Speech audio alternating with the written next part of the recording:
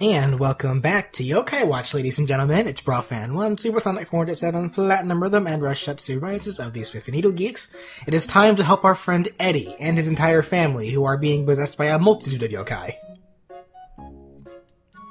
So anyway, continuing, actually, how relevant, considering that now we have Casanova here, the love mongerer. But let's continue our conversation from last time. Ryan, what were you going to say last time? Well, actually, I think I know I vaguely mentioned this like near the end of the last part, but I was complimenting Brandon and his relationship with Ellie. It's like I was just saying how impressive it is that even though this is like a long distance relationship, that it's like not just like a couple states over, but like across the whole world after all this time. It's like that was really, to me, that's really impressive. I know, like, another pretty good, on example that I can think of is, our friend Amanda and her boyfriend Alec, because they were initially long distance too for a while before, Amanda's whole situation went sour, and then I think her aunt, drove her to her boyfriend's house for her to live with him. Actually, I think I remember exactly what I was trying to bring up last time. It's like another good example was, my sister and his boyfriend, who what was it? She met his boyfriend like at an Olive Garden, but not in our home state. She was off in Pennsylvania at the time because she was doing some freelance theater performance acting for like a musical or whatnot. And I guess at one point it's like, yeah, they hit it off like in Pennsylvania, and then it was like for a while they were like still talking with each other like through Skype or whatnot, like while my sister was back home after performing in the musical, and then like several months later, they came to the decision that, okay, you know what, Joey, why don't you go ahead, pack your things, and we're gonna live together in an apartment back in my home state. I guess, that also said, I don't know if this is kind of shallow for me to ask, but I guess, would you guys say, like, going off past relationships, would you say that you hold yourself some kind of standard or some kind of preference for any future relationships you hold? Fucking hell, yes. aside from obvious bullshit. For me specifically, I can say for certain, after dating Pikachu for 3 years, I don't think I can see myself in a relationship with anybody other than another gamer. Yeah. Oh, well, I made the decision where, well, I won't say it was a hefty decision, but it's like, I knew if I didn't, because obviously with our careers in gaming right now, and especially what I'm doing on Twitch, so it's like, if the other can't accept that, then I feel like there's going to be problems. I mean, I would still try to make it work, but I feel like there would definitely be problems in the long run considering my career in music and gaming right now. Well, I also know, I remember back in college, when one of my animation professors found out that Lindsay and I were dating, he made mention to us, or to me specifically, that we were in a pretty lucky position because he wasn't really talking about gaming, he was talking about animating more specifically. Because most animators, it's really hard for animators to hold relationships because of how much time they have to put into their work, as opposed to a relationship. So dating another animator is really beneficial because both parties know what they're getting into for their own career, so they both understand that they need to put a lot of time into their work. Right. And most people don't really understand that. Like, I know my first major girlfriend, she didn't get that at all. Like, but she was also a very clingy person. So like, it'd be, there would be times where I would just want to work on something or just be by myself, and she'd she would give me a hard time about that. So, okay. Whereas when dating Pikachu, I felt no stress about working at all, with her, because she understood that, working working on the stuff that I do is very time consuming. I'm gonna be real for a second. I know a lot of people are really, like, off-put by the whole clingy attitude in most relationships. That doesn't bother me at all. It really just depends. Like, I guess it depends on the kind of clinginess you can say. Like, I don't know. It really is a personal preference. I can't say for certain, because it's like, I went through two different extremes. My first major girlfriend, super clingy. PKU, the exact opposite. She was very distant. I mean, the thing is... So I definitely... Oh, wait. Yeah, get fucked. Ow. Me. Anyway. I can definitely say... Wait, that was a jackpot? Yeah. You forgot? Yeah, I did, actually. It has been a while since we recorded these, I guess. Yes, I remember what the boo animation looks like. I remember. Yeah, he just gets hit by another truck before he even makes it halfway across the road. Regardless, I guess I can say for certain that whoever I date in the future, I definitely want to be more of an in-between. Like, I want them to be able to show that they're attached to me, but not too much. Like, I definitely want some kind of limit. I mean, and again, Ellie has admitted to me that she's a very clingy person, and again, that does not bother me at all. So, I guess clingy attitudes just really don't bother me. Like I said, like, to each is their own. Like, everyone does their own thing. So,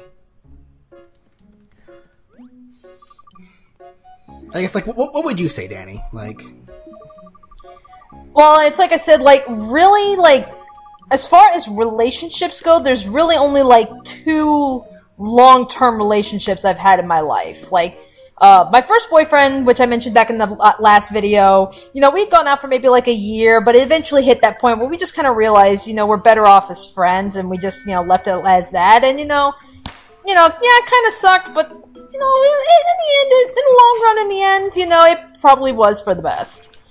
Second boyfriend, like I said, fuck that guy. So it's like, did not have, it, started out really great, but it ended very horribly. There was a lot of dishonesty and shit going on. Now, yeah, I have actually gone on a date since then, and the guy that I was with, pretty much, by the time we got to the second date, red flag on the dishonesty. So, I mean, that's really become a big stickler for me. I mean, that's like, Well, this guy, just be like a duh.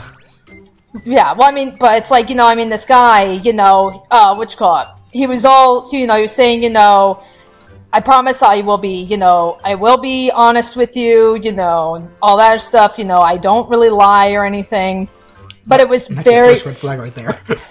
Well, it was pretty much like, when we got to the second date, it was very, very obvious he just wanted sex. And I remember you all telling that us this stuff. too. And yeah, and that's where I'm like, nope, getting out now. I mean, I even told him, look, my last relationship did not end very well. I'm not going to jump into this and everything.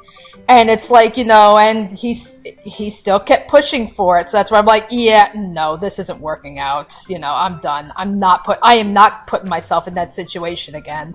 So good for you. Yeah, so that's where, that's like, for me, it's like really, that's like honesty is, a really big thing. That's like, it's like, yeah, if a guy was to come up to me and just said, hey, I just want to fuck you and everything, it's like, would I go out with you? No, but points for you for being upfront. At least you've got that going for you, which is more than I could say about some people I've known. It's like, how dare you? Do I look like one of your fried chicken traps? I am a woman. I know, it's like, I'm just saying. So, that's just where it's like, that's really where as far as being, like, picky and everything, it's like, that is going to be, like, one of the biggest sticklers for me. Understandable. But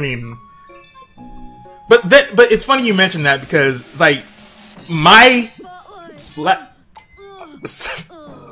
Sorry, I'm letting this. Third time in a row, I've gotten that same boo for that one animation. God damn. I was letting this play out first. I apologize, but it's funny you mentioned that because, like, again, you guys know about my past relationships and how they all pretty much ended in dishonesty.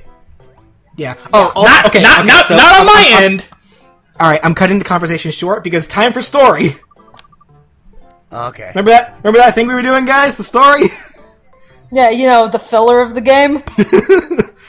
So I mean, that's really what it feels like. It feels like the side quest You're is the not- actual main quest. you're not wrong. That said, so Draggy told us that there's something going on here at Nocturne Hospital. Now, we already explored this place once before because we had access to it earlier.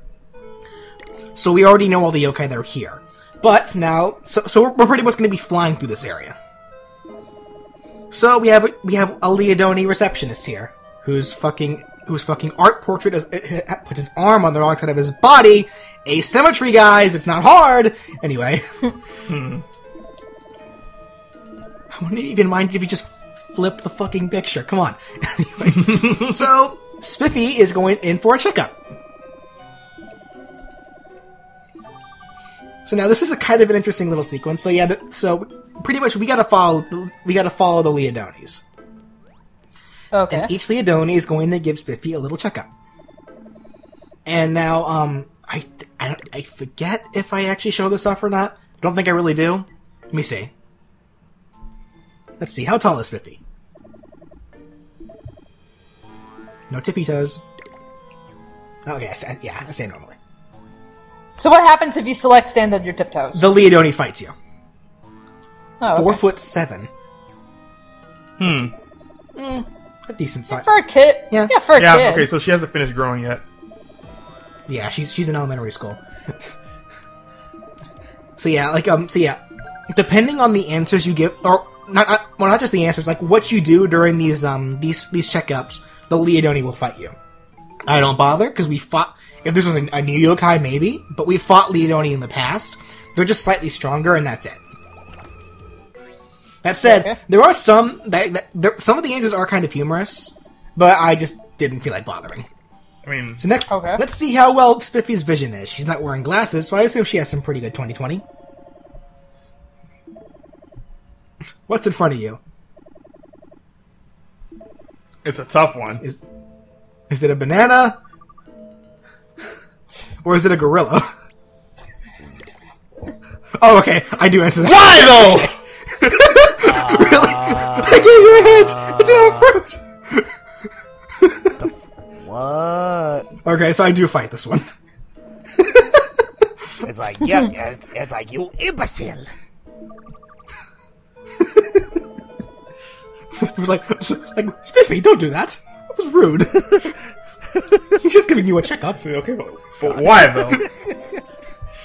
Maybe it was a gorilla and a banana suit? Oh, BJ. Next, the x-ray room. Let's see our bones. Why do I have the feeling like this is gonna end up like Diamond is Unbreakable, where it's like, oh, you have all this shit happen, let's cure you, and it's like, oh god, all this horrible shit's happening to me, and oh god, I'm fine. Yes. And Ryan's the only one that gets it. Yeah, quick summary. So, yeah, in the fourth JoJo part... Actually, real quickly. Oh. So this is our insides.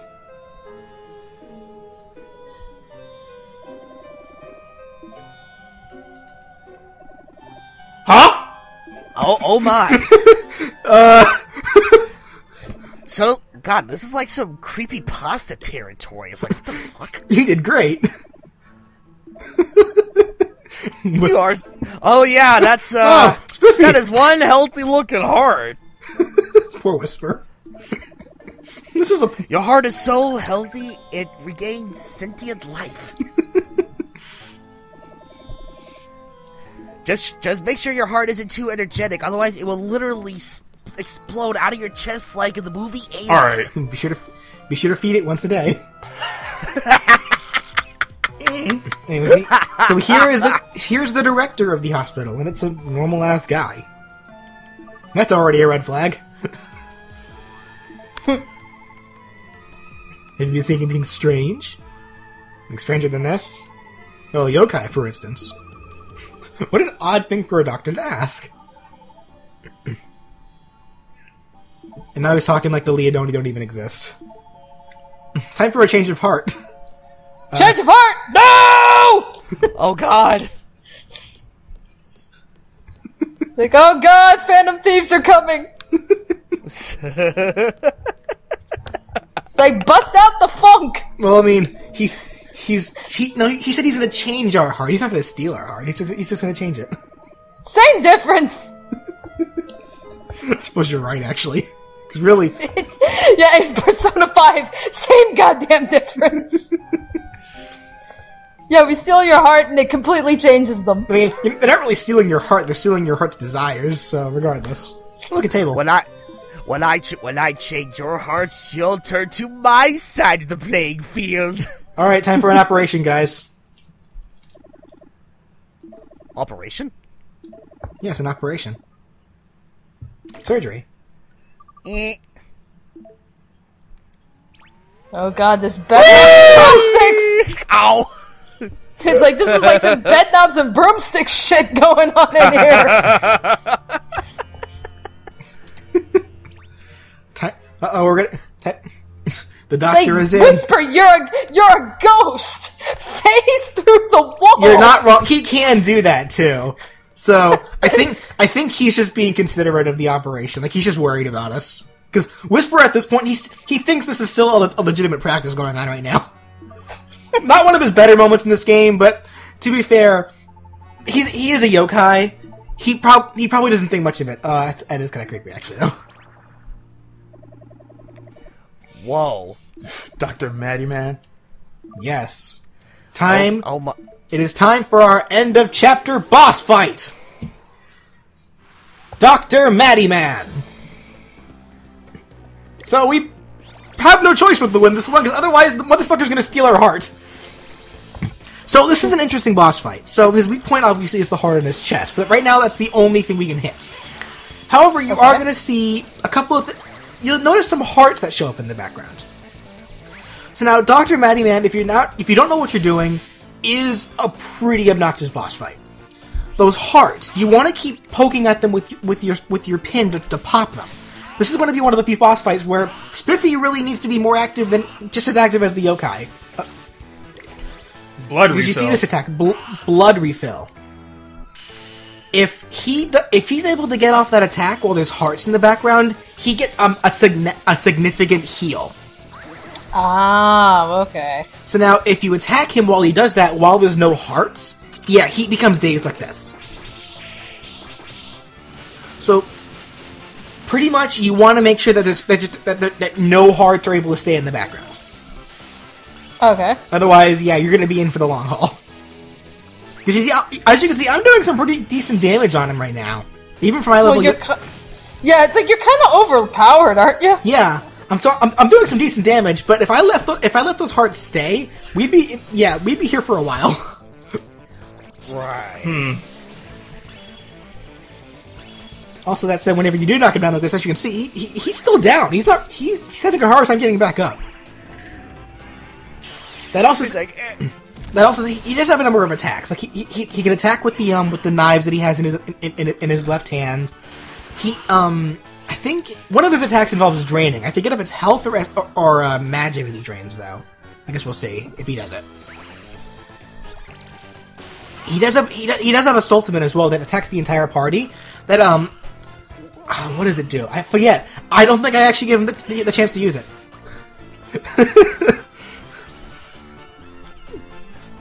Because like I said, I am a tad bit overpowered right now. It's fine though. That said, Dr. Maddie Man. Draggy, get up!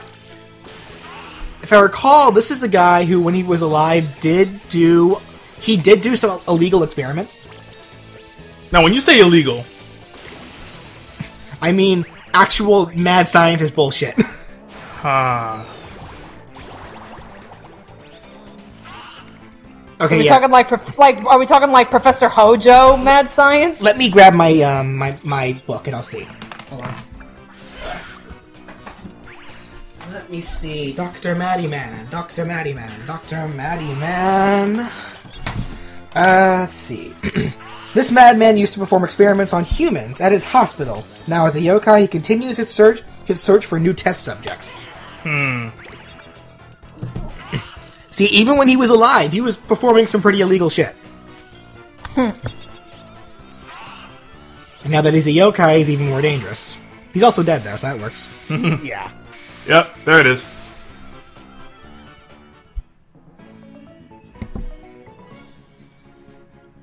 But now get ready for the first actual hint of an overarching plot. That's kind of actually been going since the very beginning of the game, believe it or not.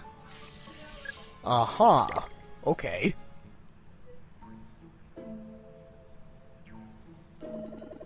Impossible! Beaten by some sort of child? Chairman McCracken! Not the McCracken! Yeah, thanks, Whisper. You're not Yokai 2, Whisper, what the hell?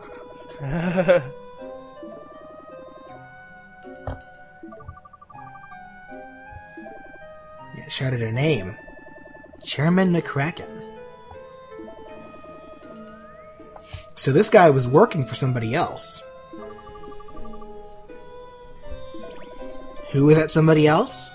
Well, let's figure that out right now, thanks to our little dragon friend here.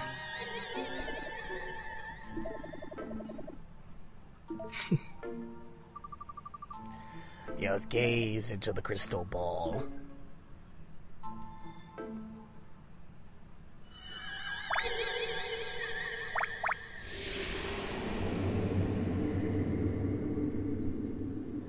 My yokai, the wait is over. It's time to get cracking and show these humans who's boss. We'll show them we're not squidding. This is our chance to occupy the human realm. Okay, so I'm still working on my puns. If any of you have any better ideas how to express our anger to the humans, just let me know. But now our time has come! Praise be the Lord! Yes, I am already in love with his voice. the ultimate villain of Yokai Watch is Splatoon. I knew it! Alright. It's like, just follow the path, my children, and you too will become squids.